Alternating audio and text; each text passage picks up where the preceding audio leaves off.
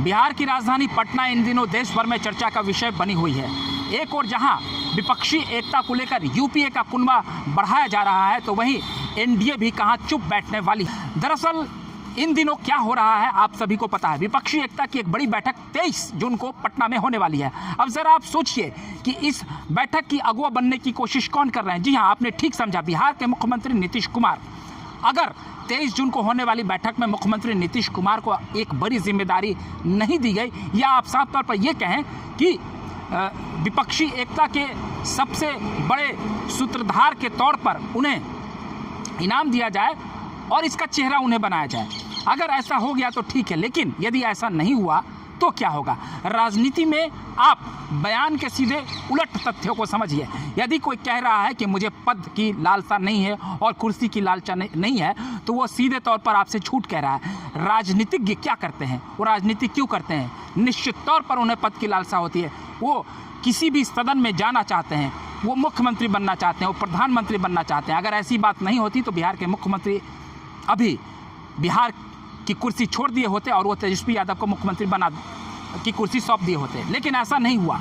जो चर्चाएं थी एनडीए से जब वो जुदा हुए थे, तो ये चर्चाएं थी कि वो मुख्यमंत्री की कुर्सी छोड़ देंगे और विपक्षी एकता की कवायद तेज करने के लिए नरेंद्र मोदी को चुनौती देने के लिए देश भर का भ्रमण करेंगे। लेकिन वो देश भर का भ्रमण तो कर रहे हैं, लेकिन साथ में तेजस्वी प्रसाद यादव को भी ले जा रहे हैं और बिहार की कुर्सी नहीं छोड़ रहे हैं। अब मैं आपको एक बात बता देना चाहता हूं कि यदि 23 जून को विपक्षी एकता की इस बैठक में मुख्यमंत्री नीतीश कुमार को अगले, आप सीधे तौर पर कह सकते हैं, पीएम पद का चेहरा नहीं बनाया गया, तो क्या नीतीश कुमार इस विपक्षी एकता के साथ खड़े रहेंगे? क्या वो बिहार में महागठबंधन के साथ खड़े रहेंगे और राष्ट्रीय स्तर में यूपीए के साथ खड़े रहेंगे? ये चर्चाएं अभी से आम होने लगी है। और अगर आपको मैं सूत्रों के हवाले से बताऊं तो लोग अभी से ये चर्चा करने लगे हैं कि नीतीश कुमार बीजेपी के संपर्क में धीरे धीरे आने लगे हैं। इसका तार यहां से जुड़ता है कि प्रधानमंत्री नरेंद्र मोदी ने अमित शाह को एक टास्क सौंपा। उन्होंने कहा कि एनडीए का जो बिखरा हुआ कुनबा है, जो पुराने साथी है, उनको एकत्र किया जाए, क्योंकि अगले साल जो लोकसभा का चुनाव होना है तो उसके लिए एनडीए भी हाथ पर हाथ धरी नहीं बैठेगी। तो आप देख सकते हैं कि जो उनके पुराने साथी रहे हैं चंद्रबाबू नायडू, उनसे भी बात चल रही है, जो तेलुगु देशम पार्टी के प्रमुख हैं। तो वहीं आंध्र प्रदेश में जो इन दिनों सत्ताधारी दल हैं, वहाँ के जो मुख्यमंत्री हैं जगन मोहन रेड्डी, उनका भी बीजेपी के साथ नज़दीकियाँ। ये ज़रा देख लीजिए, अजीबोगरीब परिस्थिति है कि एक राज्य में जो सत्ताधारी दल है और विपक्षी पार्टी है, इन दोनों की तालमेल जो है बीजेपी के साथ बनने के आसार दिख रहे हैं। तो वहीं अगर हम बात कर लें अकाली दल की, तो वो भी एनडीए के पुराने साथी रहे हैं। उनका भी अब नरम रुख बीजेपी की तरफ हो रहा है। कई मौक़ों पर तो कांग्रेस ही आरोप लगाती है कि ममता बनर्जी बीजेपी की बी टीम के तौर पर काम कर रही है। तो पुराने साथी जो एनडीए के रहे हैं, उनसे बातचीत चल रही है। तो वही पुराने साथी के तौर पर बिहार के मुख्यमंत्री नीतीश कुमार भी हैं। तो दरअसल एनडीए का जब गठन हुआ था 1998 में, तो उसका अब 25 वर्ष पूरा होने वाला है। तो इस 25 वर्षगांठ को मनाने के लिए एक बैठक रखी जा रही है। ये बैठक आप समझ लीजिए कि एक सियासी बैठक है, एक सियासी आप कह सकते हैं दावत का इंतज़ाम किया जा रहा है, या एक सियासी समीकरण को साधने की कोशिश बीजेपी की तरफ से एनडीए के तौर पर किया जा रहा है। तो इस बैठक को करने की जिम्मेदारी प्रधानमंत्री नरेंद्र मोदी ने अमित शाह को दी है। तो गुप्त सूत्रों से ऐसी भी जानकारी निकल कर आ रही है, मैं ये नहीं कहता कि मैं इस बात को प्रमाणित कर रहा हूँ, लेकिन कुछ सूचनाएं ऐसी भी मिल रही है कि केंद्रीय गृह मंत्री अमित शाह से नीतीश कुमार की बातचीत हुई है और वो उस बैठक में शामिल हो सकते हैं। दरअसल ये बैठक इसलिए हो रहा है, मैं आपको फिर से एक बार याद दिला दूं कि 1998 में जब एनडीए का गठन हुआ था, जिसमें कई दलें उस वक्त मौजूद थी, रामविलास पासवान की भी पार्टी थी, चंद्रबाबू नायडू भी थे, अकाली दल, बहुत सारी पार्टियां उसमें थी। उन जो भी तमाम दल रहे हैं जिन्होंने एनडीए में अपना साथ निभाया है, एक साथी के तौर पर उन्होंने अपनी सेवा दी है या उसका हिस्सा रहे हैं, इसे सियासत से अलग रखकर एक बैठक करने की योजना बनाई है। बैठक या आप एक दावत कह सकते हैं इसे, लेकिन इसी बहाने सियासी रोटी साधी जाएगी, ये बात सच है। क्योंकि बीजेपी को भी ऐसा लग रहा होगा कि अपनी ताकत बढ़ाने में कोई गुरेज नहीं है। यदि बीजेपी को ऐसा लग रहा होगा कि आगामी लोकसभा चुनाव में उसकी आसान जीत हो जाएगी या नहीं होगी, तो कभी भी दुश्मन को कोई कमज़ोर नहीं आंकता है, और ख़ासकर सियासी रण में।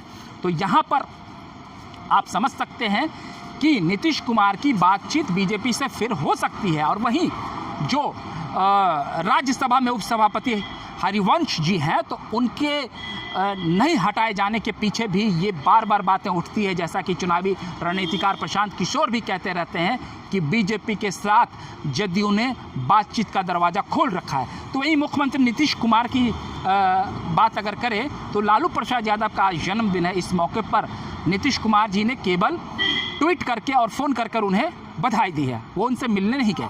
तो वहीं बिहार में अभी रेल हादसा हुआ, तो उस रेल हादसे पर भी बीजेपी को नीतीश कुमार ने कम लताड़ा। तो वहीं अगर आप देख लें तो बीजेपी के तमाम प्रदेश के बड़े नेता और शीर्ष नेता ने भी जब बिहार में अभी अगवानी पुल गिरा है उसको लेकर भी उनके सामने कम चुनौतियां पैदा की। यह इतना बड़ा मुद्दा था और इतना बड़ा मसला था कि इस मसले पर बिहार की प्रमुख विपक्ष पार्टी नीतीश कुमार को नाको चने चबा देती और उसे जमकर घेरती, उनका घेराव करती और उन पर हमलावर होती। लेकिन ऐसा कोई दृश्य नहीं देखने को मिल रहा है। तेजस्वी प्रसाद यादव भी हौले हौले ये बात समझ रहे हैं। इसी वजह से जब दिल्ली में दोबारा कर्नाटक के बाद जब मुख्यमंत्री नीतीश कुमार अरविंद केजरीवाल से मिलने गए थे तो तेजस्वी प्रसाद यादव वहां नहीं गए थे और कांग्रेस भी इस बात को समझ रही है। तो कांग्रेस ने फिर 12 तारीख को इस बैठक में आने से इनकार कर दिया। अब 23 तारीख को भी राहुल गांधी आएंगे कि नहीं आएंगे, इस पर भी संशय है। संशय इस बात से होता है कि बिहार प्रदेश के उनके जो कद्दावर नेता हैं अजीत शर्मा, उन्होंने ये कहा है कि मुझे ऐसी कोई जानकारी नहीं है कि राहुल गांधी आ रहे हैं कि नहीं आए। ये बहुत बड़ी बात है। तो अब आप समझ लीजिए कि कौन सी परिस्थिति है। कभी मल्लिकार्जुन खड़गे कहते हैं कि हाँ मैं आऊँगा, नहीं आऊँगा।